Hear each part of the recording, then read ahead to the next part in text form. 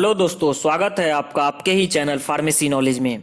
आज के इस वीडियो में हम एंटीसेप्टिक्स एंड डिसइंफेक्टेंट के मैकेनिज्म ऑफ एक्शन और उसके प्रत्येक क्लास के मेन एग्जाम्पल के बारे में बात करेंगे। इससे पहले की वीडियो में हमने जाना था एंटीसेप्टिक और डिसइंफेक्टेंट होते क्या है और उनके क्लासिफिकेशन के बारे में। तो चलिए सबसे पहले जानते हैं एंटीसेप्टिक्स एंड डिसइंफेक्टेंट के मेन मैकेनिज्म ऑफ एक्शन के बारे में कि ये कैसे अपना बैक्टीरियोस्टैटिक या बैक्टीरियोसिडल एक्शन शो करता है। तो सबसे पहला इसका मैकेनिज्म ऑफ एक्शन है oxidation of bacterial protoplasm. It means ये बैक्टीरिया के सेलुलर स्ट्रक्चर से इलेक्ट्रॉन का लॉस कराता है, जिससे बैक्टीरिया का सेल वॉल ब्रेक होने लगता है और सेल मेम्ब्रेन काम करना बंद कर देता है। इस तरह से ये अपना बैक्टीरियोस्टैटिक प्रॉपर्टी शो करता है। इसके साथ ही second mechanism of action is denaturation of bacterial proteins including enzyme. It means ये बैक्टीरियल प्रोटीन एंड एंजाइम को भी डीनेचुरेट करता है, जिससे प्रोटीन का अपना quaternary structure, tertiary structure and secondary structure loose होने लगता है और बैक्टीरिया का सेल डेथ होने लगता है। इस तरह से ये अपना बैक्टीरियोसिडल प्रॉपर्टी शो करता है। Next mechanism of action is detergent like action. It increase permeability of bacterial membrane. It means इसका जो एक्शन है वो कुछ डिटर्जेंट की तरह मिलता जुलता है। ये बैक्टीरियल मेम्ब्रेन के परमिएबिलिटी को इंक्रीज कर देता है, जिससे कि इंट्रासेलुलर आयन का एक्सक्रीशन होने लगता है और फाइनली सेल डेथ हो जाता है। तो इस तरह से जाना है हमने मैकेनिज्म ऑफ एक्शन के बारे में। अब जानेंगे हम प्रत्येक क्लासिफिकेशन के मेन एग्जाम्पल के बारे में। तो पहला क्लासिफिकेशन था हमारा फिनॉल डेरिवेटिव्स। फिनॉल डेरिवेटिव्स में हमें मेनली 2-3 ड्रग्स के बारे में याद रखना है। पहला एग्जाम्पल इज फिनॉल। फिनॉल सबसे पहले यूज होने वाला एंटीसेप्टिक था। इसमें बैक्टीरियोस्टैटिक और बैक्टीरियोसिडल प्रॉपर्टीज दोनों प्रेजेंट होते हैं। ये वेरियस टाइप्स के gram positive bacteria, gram negative bacteria, fungi को स्टॉप करने में या उसे किल करने में हम इसका यूज करते हैं। अगर हम 0.2% कंसंट्रेशन के साथ फिनॉल का यूज करते हैं तो ये बैक्टीरियोस्टैटिक प्रॉपर्टी शो करेगा। इट मीन्स ये बैक्टीरिया की ग्रोथ को स्टॉप करेगा। अगर हम 1% से लेस कंसंट्रेशन में फिनॉल का यूज करते हैं तो ये बैक्टीरियोसिडल प्रॉपर्टी शो करेगा। इट मीन्स ये बैक्टीरिया की ग्रोथ को स्टॉप करेगा।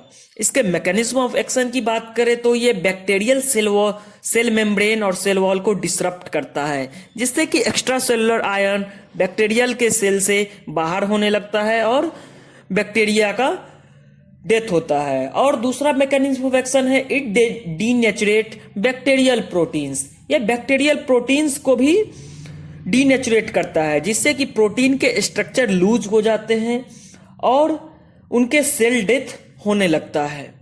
फिनॉल के मेन यूजेस के बारे में बात करें तो आपने हाउस होल्ड के प्रोडक्ट में या बहुत पहले से ही इसके यूज के बारे में आप जानते होंगे।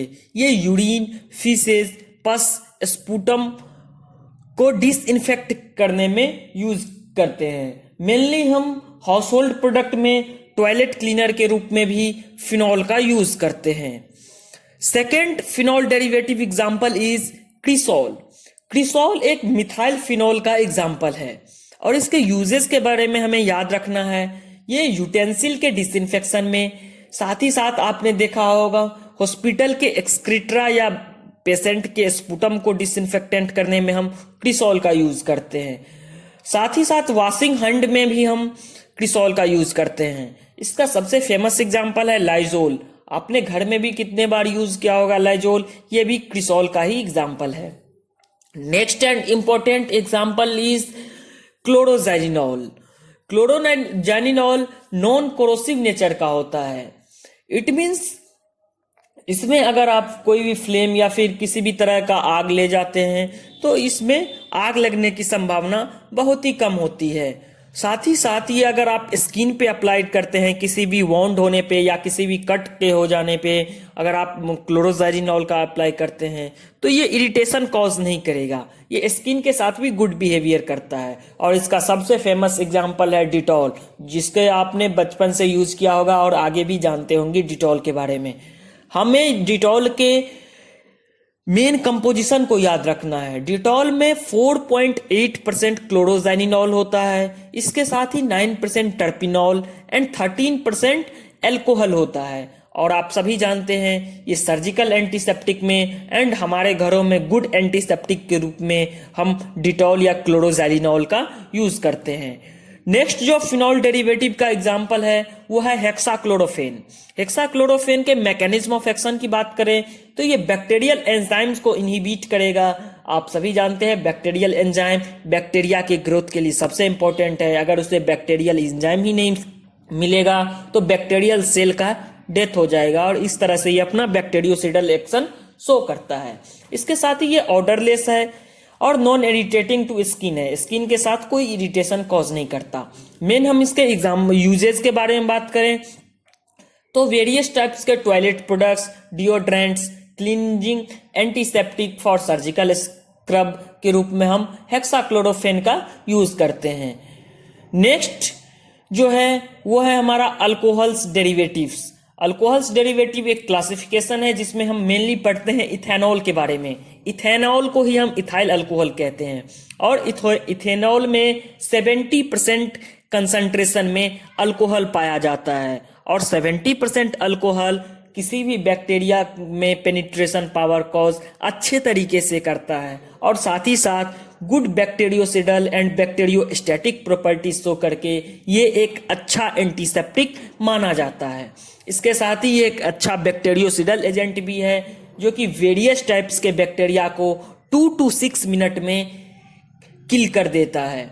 इसके साथ ही ये नॉन इंजूरियस टू स्किन है, अगर आप स्किन पे अप्लाइड करते हैं तो ये स्किन के साथ इरिटेशन भी कॉज नहीं करता। साथ ही ये स्किन पे अच्छे तरीके से स्प्रेड होके धीरे धीरे इवेपोरेट्स होता है, इसीलिए लंबे समय तक अपना इफेक्ट शो करने वाला एंटीसेप्टिक माना जाता है। आपको याद रखना है इथेनॉल में 70% एल्कोहल का कंसंट्रेशन रहता है विच इज गुड एंटीसेप्टिक।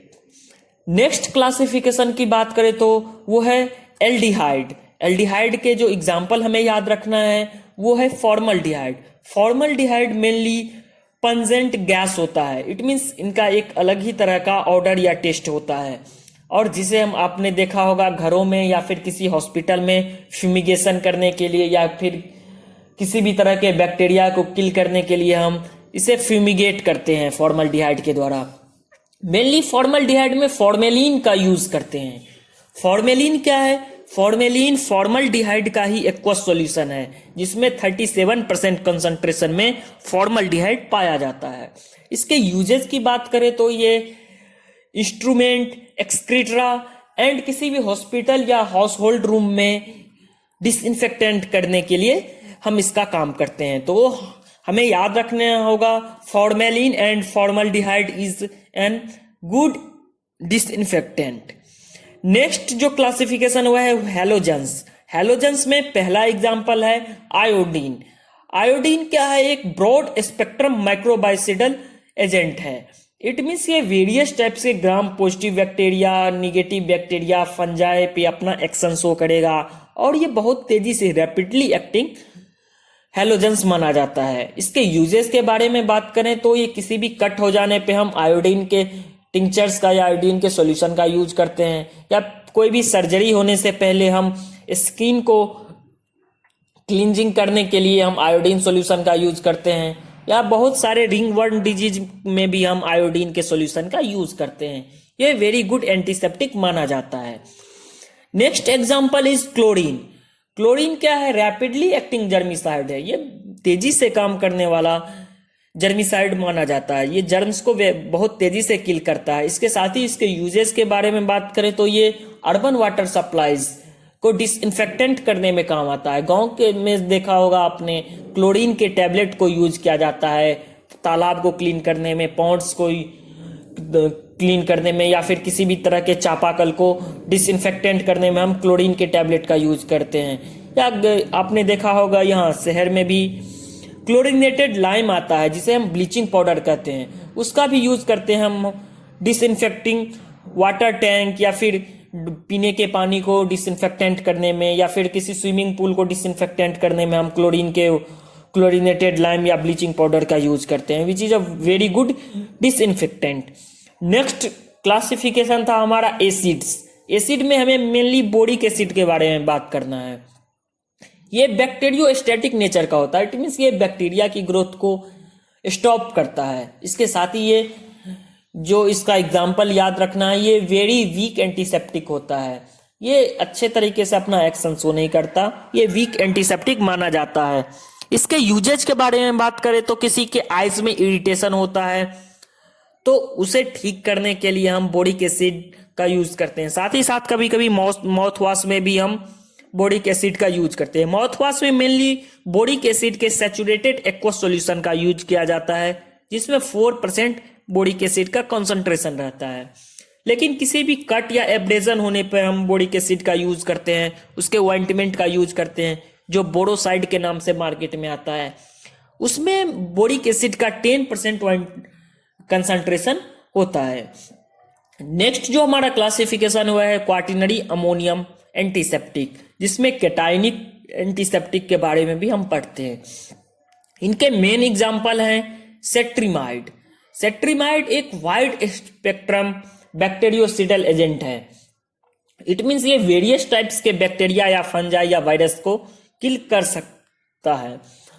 इसके 1 या 3% सॉल्यूशन को हम मेनली यूज करते हैं जो कि गुड क्लींजिंग एक्शन शो करता है। इट मीन्स ये अच्छे तरीके से किसी भी चीज को या किसी भी रिमूविंग डर्ट को रिमूव करता है, ग्रीस को रिमूव करता है या कोल टार को रिमूव करता है, या किसी भी एक्सीडेंट में या रोड एक्सीडेंट में किसी भी तरह का ब्लड कोगुलेट हो गया है या ब्लड कहीं पे जमा हुआ है, उसको क्लींजिंग करने में हम सेट्रिमाइड का यूज करते हैं। आपने देखा होगा या नाम आपने सुना होगा सेवलोन का। सेवलोन क्या है? ये भी एक सेट्रिमाइड का मिक्सचर है जिसमें सेट्रिमाइड 0.5% और क्लोरोहेक्सिडीन हाइड्रोक्लोराइड 0.1% के मिक्सचर को यूज किया जाता है। ये बहुत अच्छा एंटीसेप्टिक है और साथ ही साथ डिसइंफेक्टेंट भी है। डिसइंफेक्शन प्रोसेस में हम mainly surgical instrument, utensils and bath या टॉयलेट प्रिपरेशन को डिसइंफेक्टेंट करने के लिए हम सेवलोन का यूज करते हैं। नेक्स्ट क्लासिफिकेशन था हमारा ऑक्सीडाइजिंग एजेंट, जिसके मेन एग्जांपल हैं पोटेशियम परमैंगनेट। आपने देखा होगा डेंटिस्ट्री में या किसी भी दांत के डॉक्टर के पास गए होंगे तो उसने गार्गल के रूप में या फिर किसी भी तरह के माउथ कैविटी को इरिगेट करने के लिए पोटेशियम परमैंगनेट के सॉल्यूशन का यूज बताते हैं। इसके साथ ही इसका यूज है यूरेथ्रा एंड वॉन्ड्स। किसी भी यूरेथ्रा या वॉन्ड्स में किसी भी प्रकार का इन्फेक्शन हो गया है उसमें भी हम पोटेशियम परमैंगनेट को as an oxidising agent use करते हैं।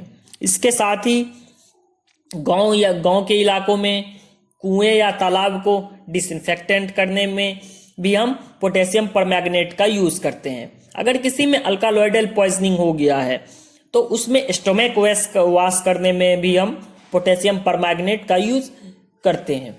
Next example is hydrogen peroxide. ये माइल्ड एंटीसेप्टिक है, इसका कोई अच्छा एक्शन नहीं माना जाता है, फिर भी माइनर कट्स और बर्न्स में किसी भी जलने या कटने की स्थिति में हम हाइड्रोजन पेरोक्साइड को as a mild antiseptic use कर सकते हैं। Next example is benzoyl peroxide. ये P acnes and acne vulgaris के अगेंस्ट ये अपना इफेक्ट शो करता है, जिसका यूज हम बेंजोइल पेरोक्साइड का यूज हम मेनली एक्नी ट्रीटमेंट में करते हैं। Next classification is biguanides. Biguanides में मेनली एग्जांपल हैं क्लोरोहेक्सिडीन।